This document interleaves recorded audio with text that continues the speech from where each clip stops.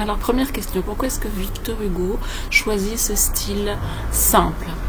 Il n'essaye pas d'être Victor Hugo, le grand auteur, le grand penseur, le chef de file du romantisme à ce moment-là. Il essaye de se mettre plutôt dans la tête de cette petite fille. Il aimerait bien qu'on ressente ce qu'elle ressent. Et justement, elle ne ressent pas grand-chose. Elle vit les choses, elle vit ce qui se passe. Donc, il se met dans la tête de son héroïne, il parle comme parlerait une enfant. Ça, je pense que c'est une des réponses possibles. Ensuite, je vous avais demandé pourquoi est-ce que Cosette ne remarque même pas qu'une main vient d'attraper la anse de son seau. Alors, vous pouvez proposer plusieurs réponses. Je vais vous en donner 3. D'accord? Mais si vous voulez, vous n'en prenez qu'une. Ça suffirait largement déjà. Hein. Alors, première raison, tout simplement, il fait nuit. C'est précisé. Vous pouvez citer un petit bout de phrase où il fait nuit, donc elle ne voit pas bien. D'accord? Deuxième raison, elle voit d'autant moins bien que elle est petite, elle a 8 ans. Donc son champ de vision, il est là. D'accord? Et le champ de vision qui est au-dessus, elle l'a pas. Elle ne sait pas ce qui se passe là-haut. C'est très très loin. D'accord? Et c'est donc un problème d'espace. Son champ de vision est limité, elle ne lève pas la tête, parce que quand elle lève la tête, elle va comprendre. Regardez, elle leva la tête. Elle ne l'avait pas entendu venir, elle ne l'avait pas vu non plus. Donc c'est un problème d'espace, de spatialisation. Et puis, je pense aussi qu'elle est dans son univers d'enfant. Vous vous souvenez quand vous aviez 8 ans, 7 ans, 6 ans, il y a des choses qui arrivaient comme ça, il y a quelqu'un tout à coup qui était dans votre salon, mais vous n'aviez pas du tout compris qu'il était invité, qu'il allait venir, qu'il était rentré. Les choses arrivent comme ça parce qu'on n'a pas forcément la logique, la conscience, la continuité temporelle. Vous voyez ce que je veux dire? Vous me suivez? Bon, en tout cas, elle vit peut-être un peu dans un monde magique d'enfant. Et elle n'est pas encore attentive à tout ce qu'on perçoit ensuite quand on est plus grand. Voilà. Ensuite, je vous avais demandé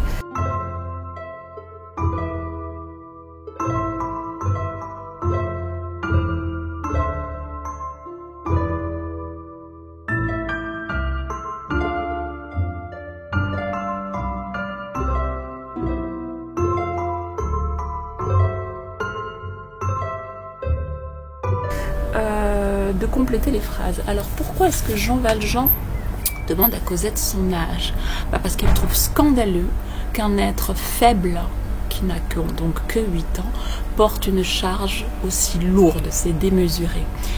Jean Valjean demande à Cosette d'où elle vient et où elle va, parce qu'il aimerait bien évaluer le temps de trajet qu'elle va avoir et qui est également scandaleux par rapport à la force dont elle dispose. Jean Valjean demande si Cosette a une mère, parce qu'elle est étonnée que personne ne se soit opposé à ce qu'elle aille comme ça dans la nuit. Et il se dit là, ça c'est une gamine que personne ne protège. Jean Valjean demande à Cosette son prénom, parce que, en fait, vous vous souvenez qu'il est envoyé en mission de la part de Fantine qui vient de mourir. Il va chercher cet enfant qui n'a jamais vraiment connu sa mère, qui a été confiée à des étrangers malveillants quand elle avait 3 ans. Et à ce moment-là, il se dit « Ah, mais cette petite-là, qui n'a jamais entendu parler de sa mère et qui est maltraitée, en fait, c'est celle que je vais chercher. » Il se dit ça y est, je l'ai reconnue. Donc il veut vérifier, c'est donc pour ça qu'il lui demande son nom. Alors, le registre pathétique, on pourrait en parler des heures, juste sur une toute petite page comme on a là. Tout est conjugué pour que notre cœur soit brisé.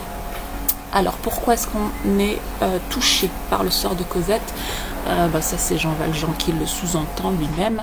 Elle effectue des tâches qui sont inadaptées à son âge, qui sont dangereuses. Vous savez, quand on dit toujours aux enfants ou aux êtres aux personnes qui n'ont pas trop de force, porte pas.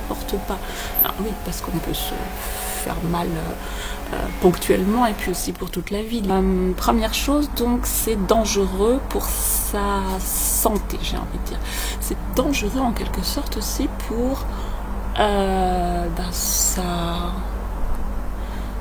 son intégrité psychologique, psychique.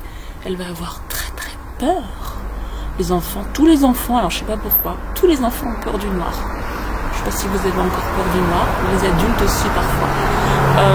Et là, c'est pas seulement qu'elle a peur du noir, ces campagnes ne sont pas du tout sûres, mais alors vraiment pas. Alors bien sûr, il y a des bêtes, vraiment des bêtes sauvages, mais il y a aussi beaucoup de gens mal intentionnés. Donc cette Cosette, elle nous fait mal au cœur. À la fin, regardez, deuxième tiret. Voulez-vous me laisser prendre le seau à présent? Si madame voit qu'on me l'a porté, elle me battra. Elle me battra, ça veut donc dire qu'elle est régulièrement maltraitée dès qu'elle n'obéit pas.